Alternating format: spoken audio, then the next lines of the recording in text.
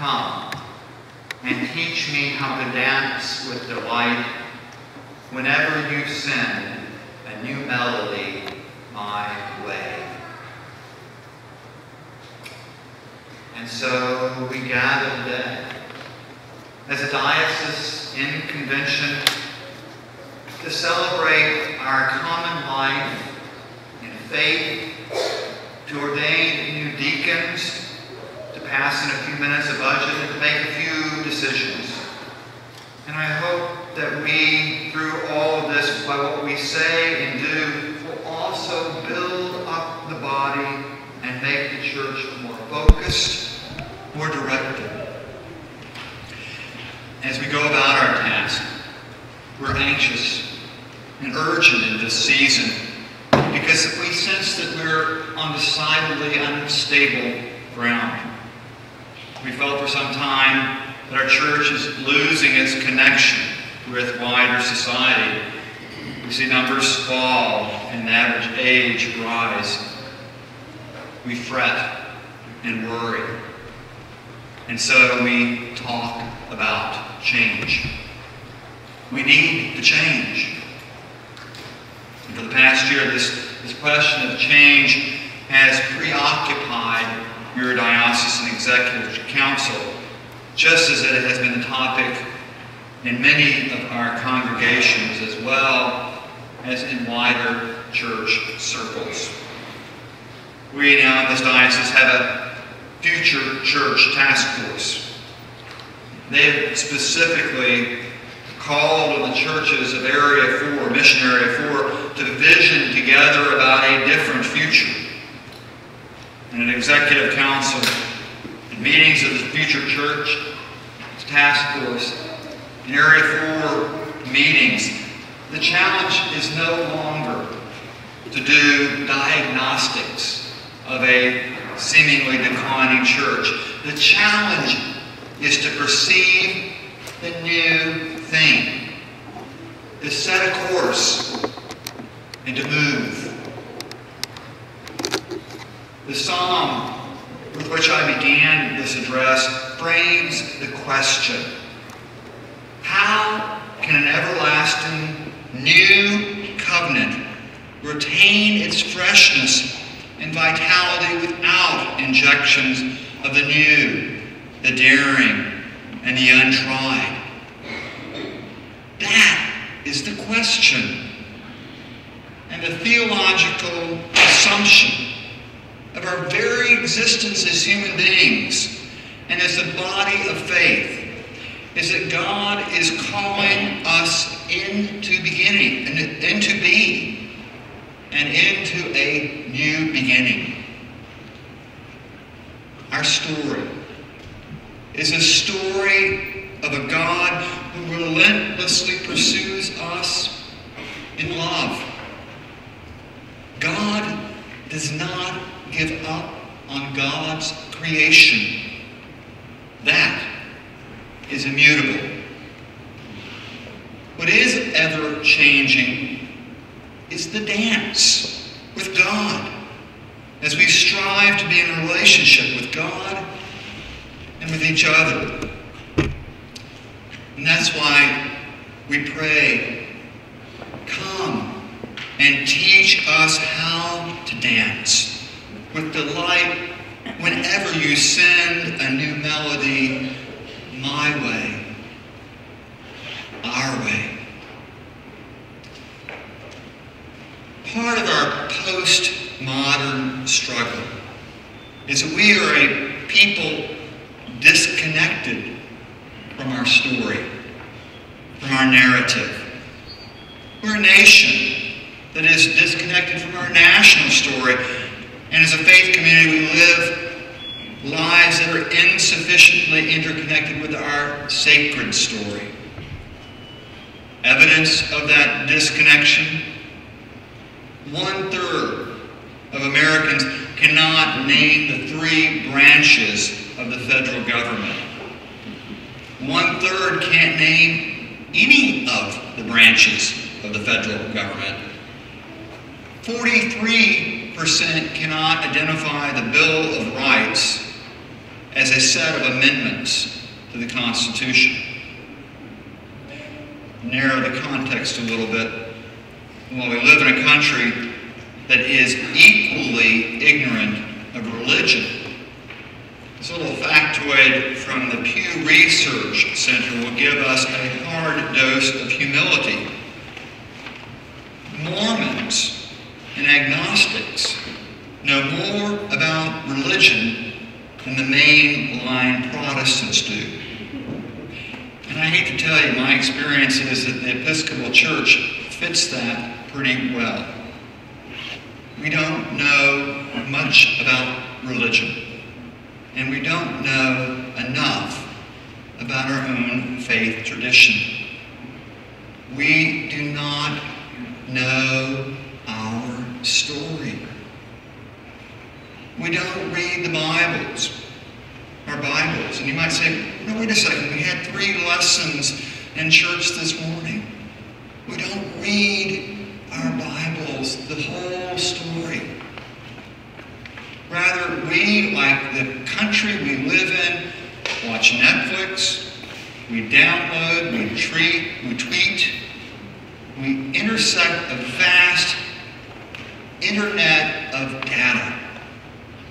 But it doesn't cohere. We become victims of too much information, too much data, and not a meaningful narrative that frames our lives. And so it shouldn't be surprising that we've lost our capacity to tell our stories. We just don't know them. Now, I may be wrong about this, but I think our lack of a coherent national narrative is a major contributor to a lack of national consensus on the big ideas, which is why we have such a polarized political environment. And there is an analogous ignorance and problem in the church that leads to a behavior in Christian communities that is equally unhelpful and unhealthy.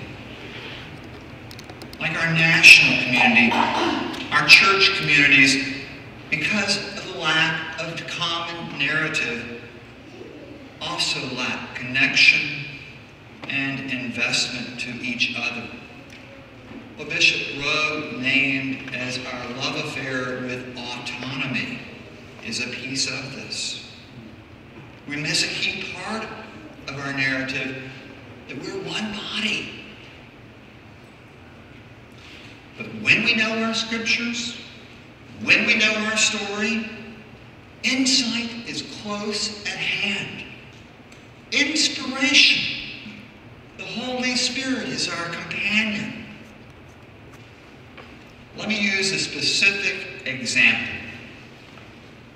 In Canon Thomas's sermon, she talked about the theme from this convention, all things new. It's drawn, by the way, from our story. It comes from a phrase found in the Revelations of John. And my hunch is that many of us are not aware of that. And if you are aware of it, you might have difficulty placing it within the text, within its context. So here it is. When I saw a new heaven and a new earth, for the first time, heaven and earth first earth had passed away, and the sea was no more. And I saw the holy city, the new Jerusalem, coming down out of heaven from God, prepared as a bride adorned for her husband. And I heard a loud voice from the throne saying, "See, the home of God is among mortals. He will dwell with them, and they will be his people, and God himself will be with them. He will wipe away every tear from their eyes. Death will be no more. Mourning and crying and pain will be no more, for the first things have passed away." And the one who is seated on the throne said, "See, I am making all things new. To the thirsty I give water as a gift from the spring of the water of life. Those who conquer will inherit these things, and I will be their God, and they will be my children." Making this our theme is an assertion that we see ourselves and our work within the story of God, told once upon a time and lived out today. We're part of the New Jerusalem emerging. We're given the assurance God is making home with us. Our suffering, our death, our sorrows are understood to be a part of God's sacred story. We are able to bear our human frailties because God is with us. We're able to bear them because we are in this community, that we are not alone. We are children of God. God is making all things new. And that is our story. Insight is within reach. And so our fundamental task in this time is to know, retell, and live the story of God that is our story. And that is the main thing. It sums up our formation and it informs our actions. Now, the good news is that we're well on our way to reclaiming our narrative.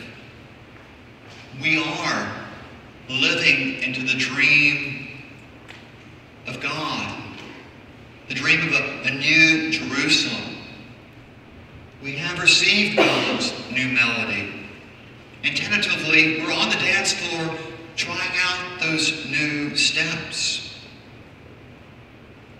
In the past year, this new thing, this new melody has many outward and visible signs.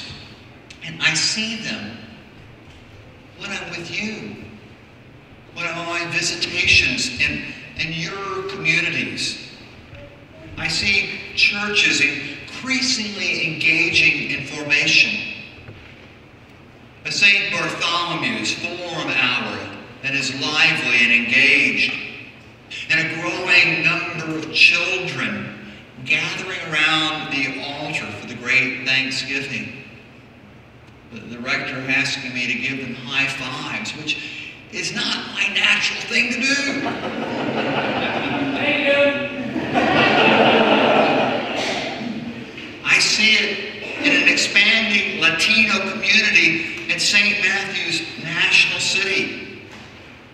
And let's not forget our children, God's children, who have come from afar, the refugees that are receiving tutoring in places like St. Albans, El Cajon, and St. Mark's, City Heights. And they go to our brothers and sisters in Palm Desert and see the miracles that are happening in their outreach center on a weekly basis. And then if you happen to be like me, going out there for an evening of lessons and carols, where that community's leadership had said, let's take a risk.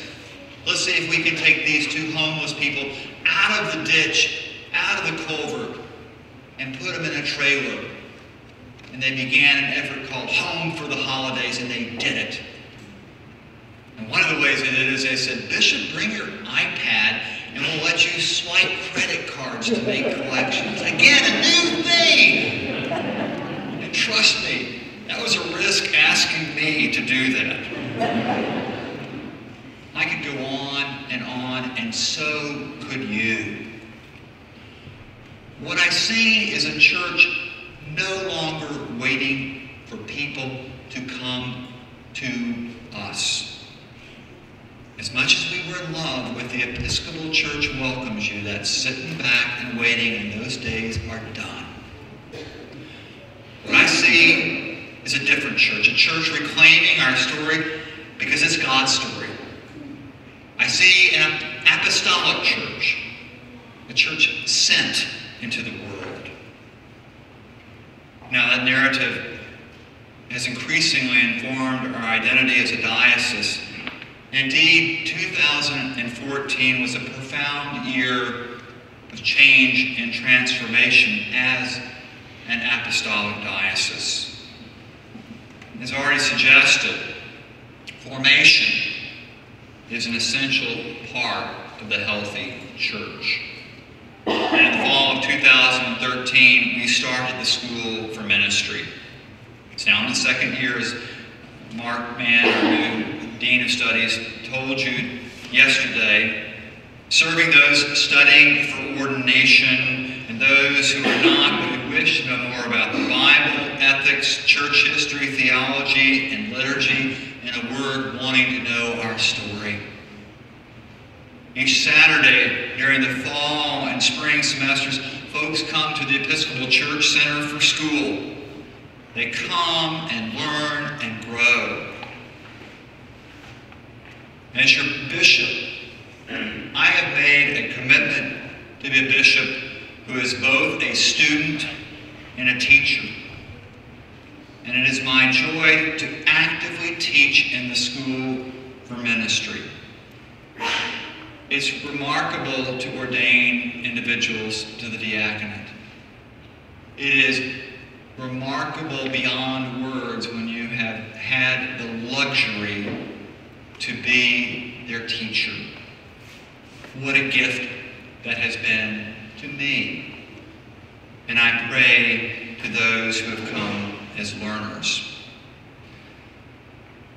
I certainly see myself as a student, and I see that when I go to the House of Bishops and my continuing education opportunities there and through extensive reading. But I would tell you that when I am really a student, and my most profound classroom is with you. You, the congregations of the Diocese of San Diego, you, the people of this diocese, are my teachers. I'm sure it is a great relief to you all to know that I'm learning from the first year as bishop to this year. And I hope and pray that I will continue to do so. And I can only say that I am incredibly grateful for that chance. And I am most grateful for your patience with this student. I believe that the spirit of mutual learning is at the heart of our diocese and is now centered in that School for Ministry. And Mark is doing a great job of pulling that together, building on the work of Simon Mainering and Alex Nagy, who have served in leadership before. And they're continuing, Alex in his role as the Director of Field Education.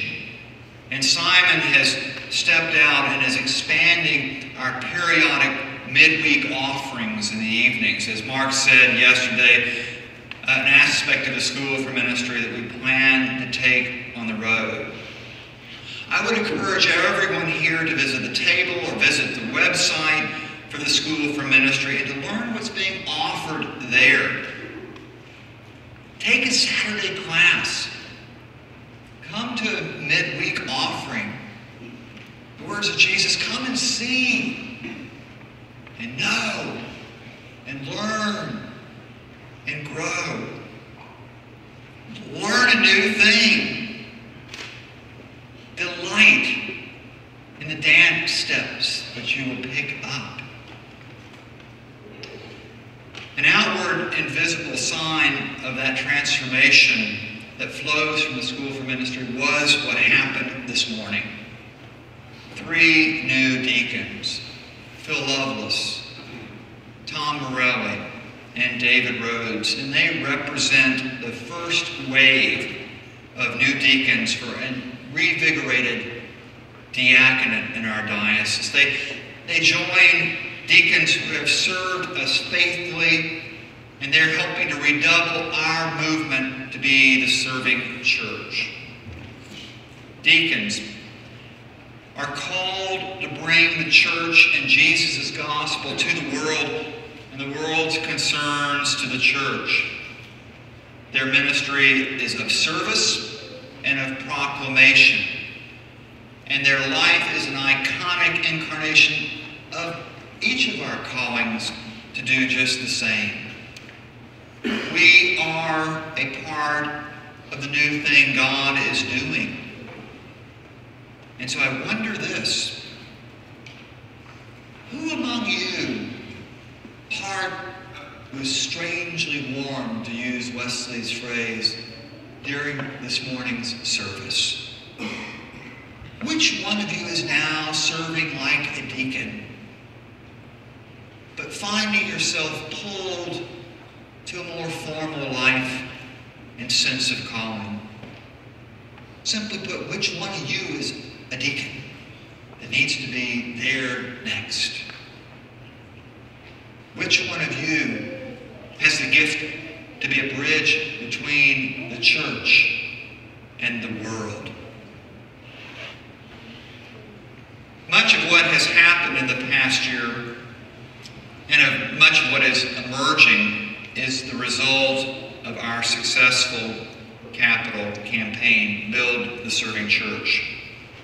And to all of our donors and pledgers, I want to offer you profound and deepest thanks for your giving.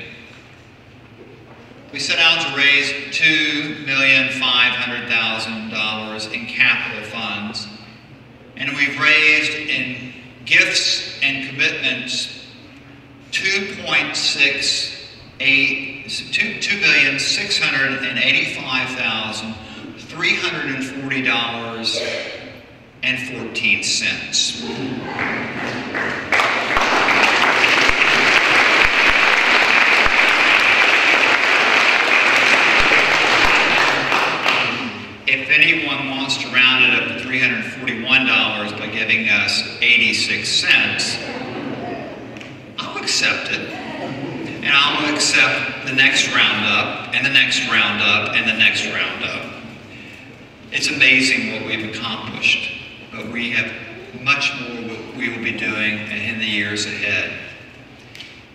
Because of our capital campaign, we're able to renovate the former Holy Trinity Parish and Ocean Beach into the Episcopal Church Center. Last year at convention, we named it substantially complete. It really is complete now, and we're in there. And the School for Ministry is there. It houses the office of the bishop. And each week, I meet those who are fed at the church center, are refreshed by taking a shower on Wednesday evening when the mobile shower unit showers for blessing is there. I meet those who are waiting to get a little medical assistance from one of the nurses from Cal State School for Nursing. There is something truly profound about having our office, the bishop's office, be a place where the homeless are fed, clothed, and receive mail and medical care. I anticipated it being transformational for me, and it is. It has changed me. It's changing our staff, and I think it's changing everyone who crosses the threshold. It's changing our community. And as I travel around our diocese, I marvel at the synergy among you, our congregations, as we make new ground as servant ministers in our communities. Our neighbors, they're watching us. They're seeing. They're learning to know us by our love, by our love. In addition to this, your generosity through Build the Serving Church has created 2 new endowment funds that are going to be empowering to us. One, to provide income to be used for grants to congregations to place our newly ordained and mentoring congregations within our diocese for their first years of ministry. This is nothing less than an extension of their formation process and is essential for healthy, well-prepared clergy.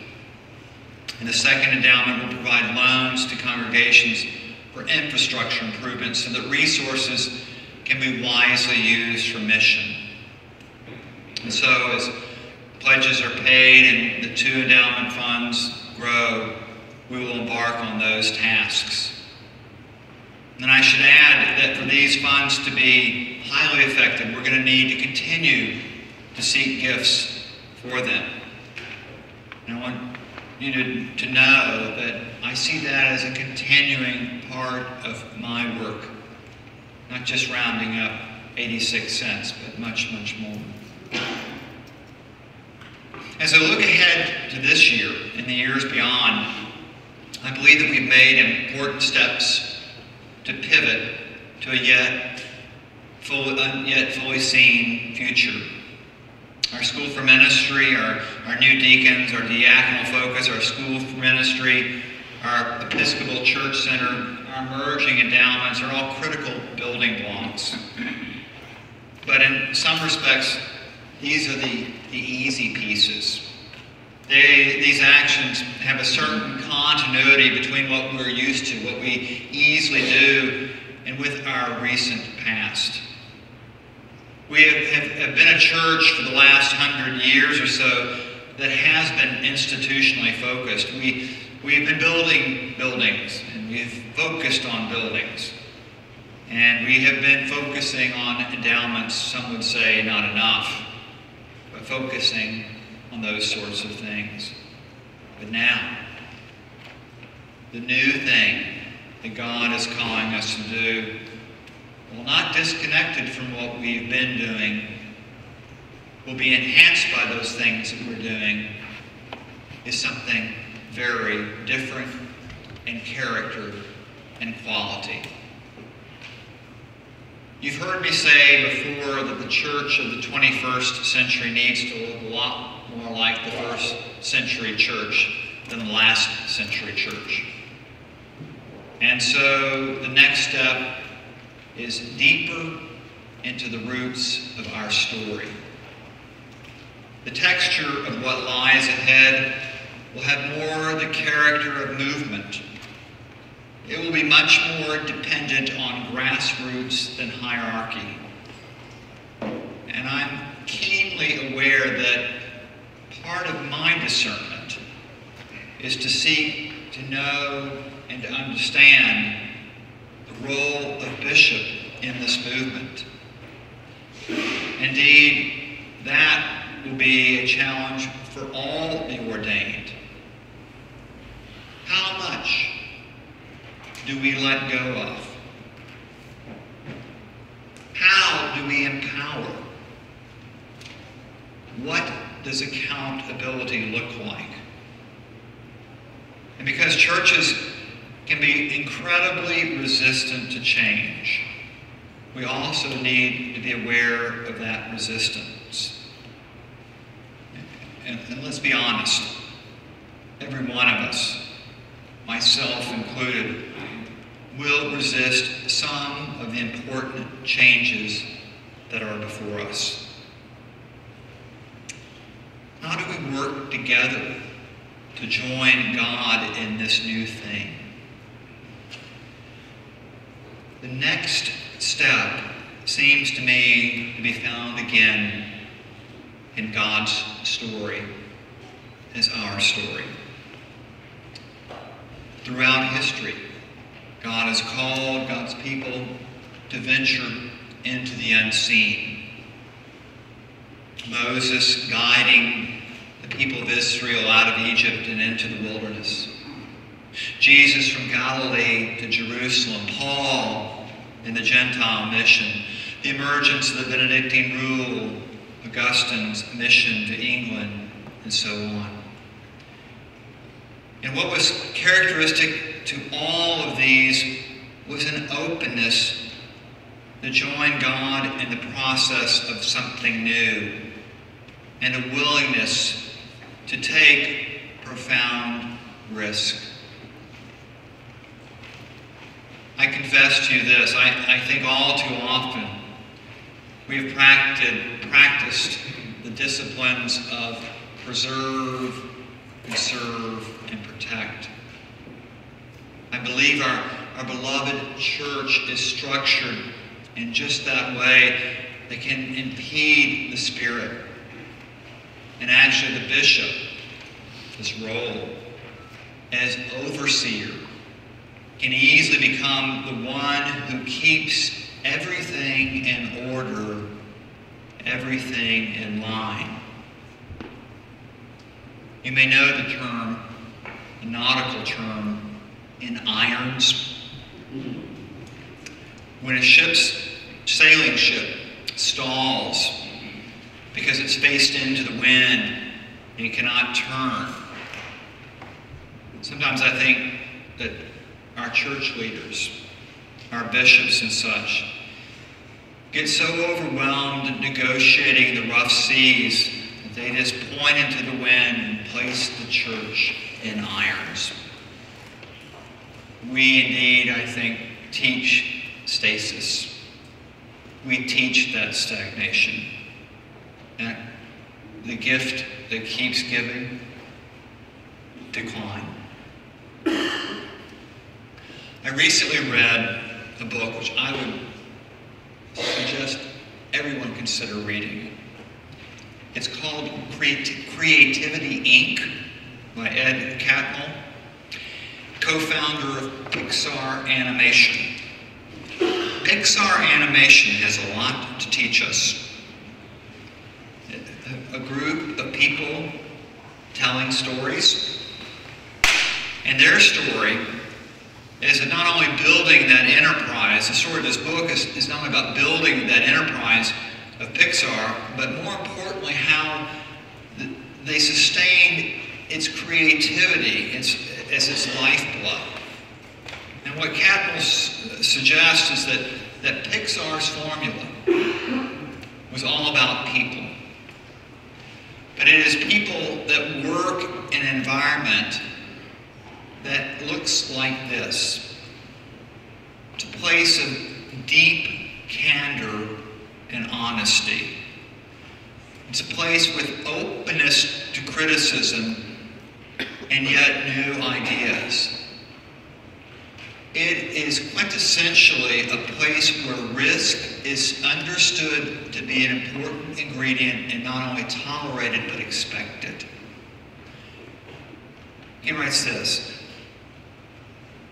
unleashing creativity requires that we loosen the controls, accept risk, trust our colleagues, work to clear the path for them, and pay attention to anything that creates fear.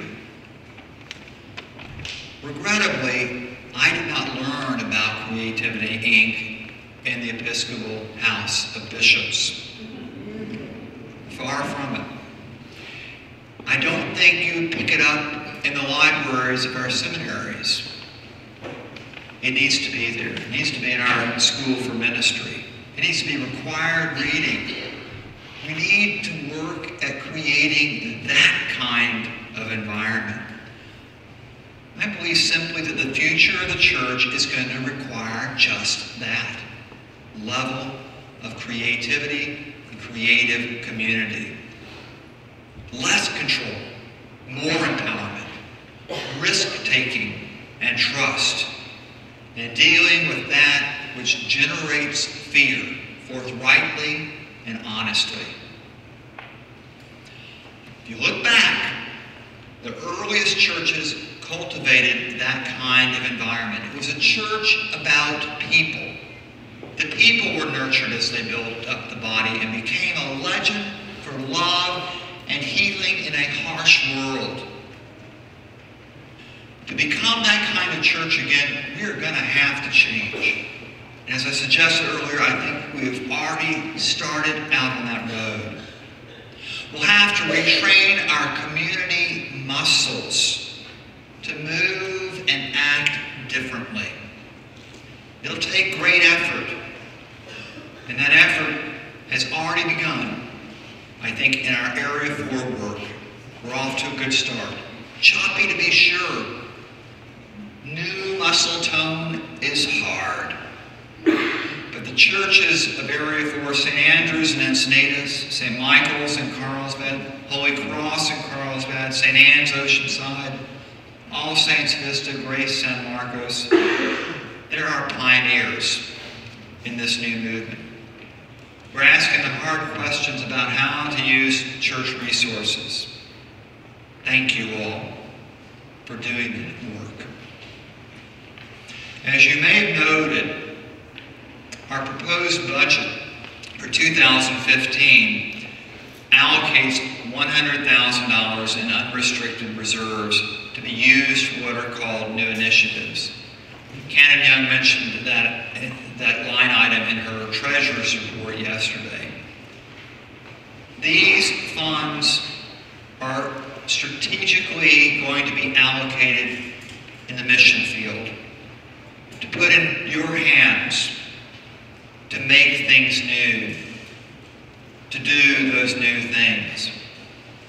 They are to be catalysts for mission as we ask, who?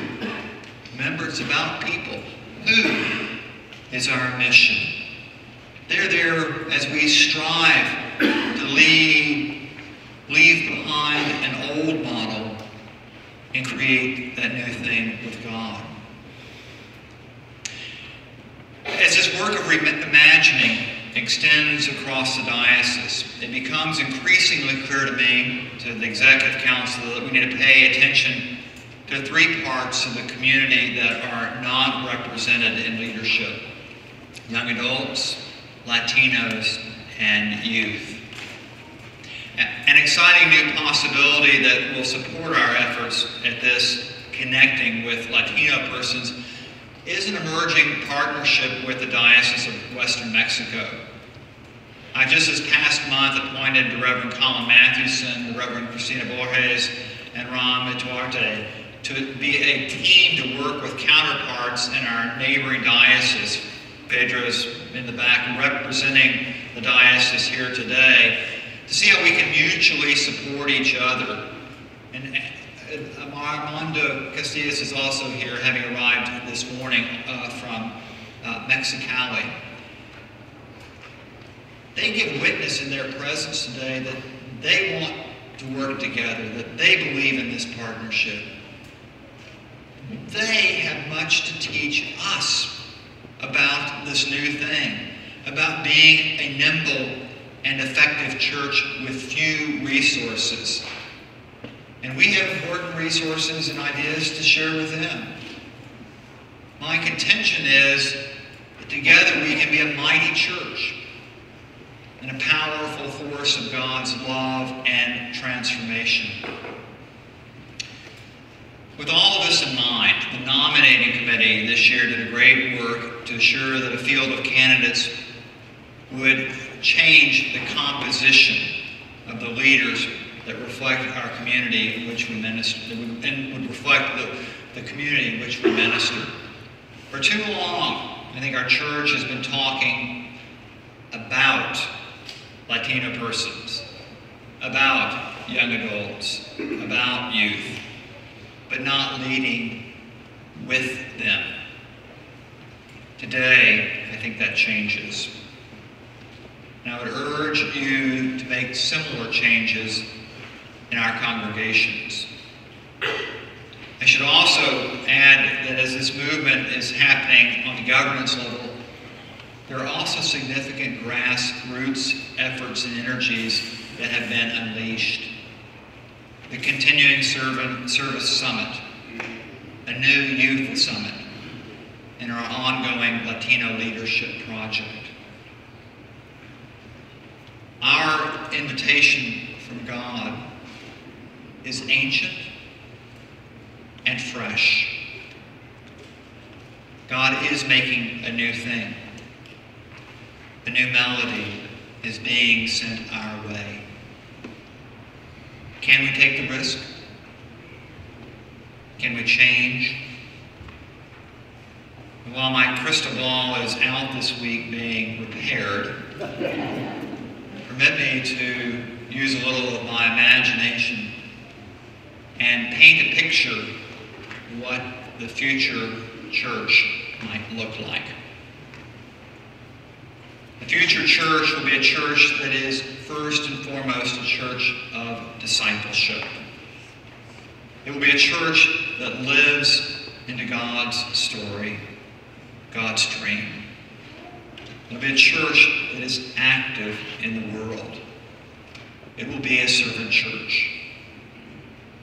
It will be a church that is nimble in how it forms congregations and very intentional about interconnecting congregations with each other.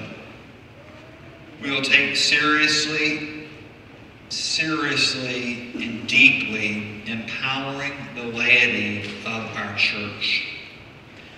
It will fully utilize the sacred order of deacons. And while there will be residential seminary-trained clergy to be sure, there will be a substantial part of our ordained clergy trained locally. Many clergy will be bivocational, the so-called tent-maker priests. We will have fewer buildings and more congregations. We will be mobile. We will be creative. We will be co-creators with God of this new thing. We will care for, trust, and love one another. Beloved, 10 years, well, I end with gratitude and a promise. I feel so fortunate to be your bishop. We've had tough times, and we've had wonderful times. We have now together a story. Our story, interconnected, interwoven as a part of the sacred story of God. We have become members of the body. We are accountable to each other. I feel the love of this body, this church, deeply, and I pray you feel mine. And so here is the promise. I will continue to try to grow as your bishop, seeking God's will for our common life. I will be with you on this way. And may God continue, as I know God will, to richly bless us as we live into what is fresh, what is new, and what is holy.